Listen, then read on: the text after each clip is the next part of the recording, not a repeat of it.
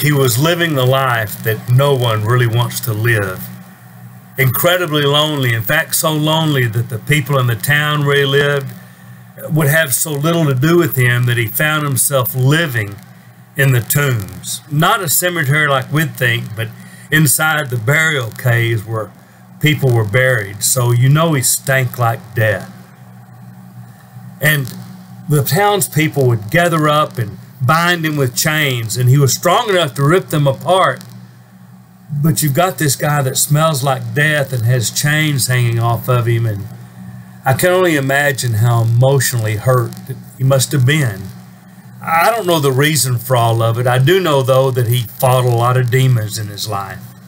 So many that his nickname was Legion. That's what they called him. That's what he said, because he had so many demons living in him. So desperate to feel something that he would cut himself with stones. He was a cutter, desperate to feel something. And in the night you would hear him cry out. He cried himself to sleep. And nobody wants to admit that they're like that man. But some of you know. There are some of you out there that may be hearing this, or someone may be showing you this, and deep down you know that's you. So many things going on in your life, so many demons, so many things that you're doing that you wish you weren't. You know they're not good for you. So many things you ought to do and you're not, and you just think, man, if everybody ever just knew, they'd call me Legion too.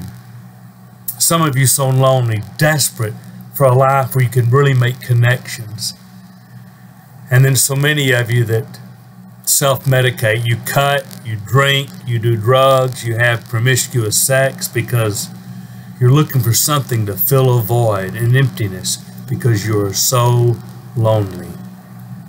And in the middle of this story in Mark 5, this man meets Jesus. And I want you to read that story, but there's two questions the man asked Jesus that I hope you will consider if you're not a believer. The first one was, well, what do you want with me, Jesus?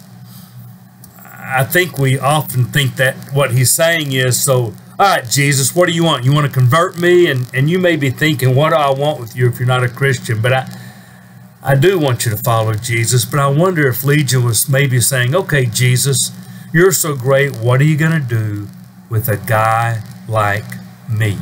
I don't have anything to offer. I don't have anything to contribute. My life is a mess. What do you want with me? And the second thing I think ties into it, he asked Jesus to swear to him that he won't torture him. What does he think Jesus is going to do? Waterboard him? Why would you ask Jesus not to torture you? Because I suspect he'd had a lot of people that said to him, we'll take care of you, we'll help you, we'll be your friend, and they all failed him. And I wonder if he's saying to Jesus, listen, I've had enough of the false hope, the false promises. If you don't mean it, don't say it. And we all know how it goes. Every church stands up and says, we're the place to come if you're lonely, if you want a friend, and you walk in and nobody talks to you. Maybe we all mean to do well and don't, and maybe he's had enough of that. And he says, please don't torture me. And Jesus asked him a question. What's your name? I think he does that because he wants him to know that, hey, I care. I really care about you. And I want you to know that Jesus knows you, but he wants you to know he knows you. And we value you. We Christians aren't perfect, and we know that. But see, Jesus has rescued us, because you know what happens in that story? Jesus cast out all the demons out of that man, so that when the people see him next, he's clothed in his right mind and having a conversation with Jesus. You see, Jesus does have the power to deliver you from your demons.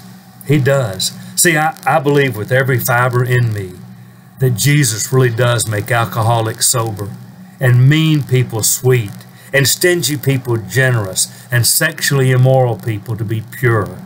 I believe that because, well, frankly, he's done that with me. And I'll tell you something else. If you talk to the Christians, really talk to the Christians that you know, most of them will tell you, we were, but now we are. And they are amazing stories of reconciliation and redemption.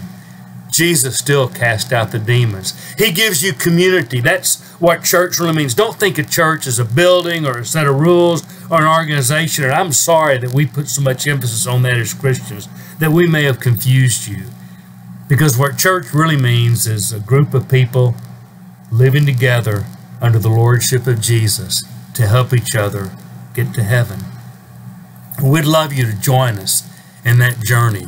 We'd love to talk to you about Jesus. So I'm going to tell you the Jesus that met Legion is the real Jesus that we want you to know. So reach out to your Christian friends. Give them a listen when they ask to share their story. Comment on here and I'll help you connect with someone to tell you the truth and the real story about the real Jesus who died for real people like you so that you could live a real life forever.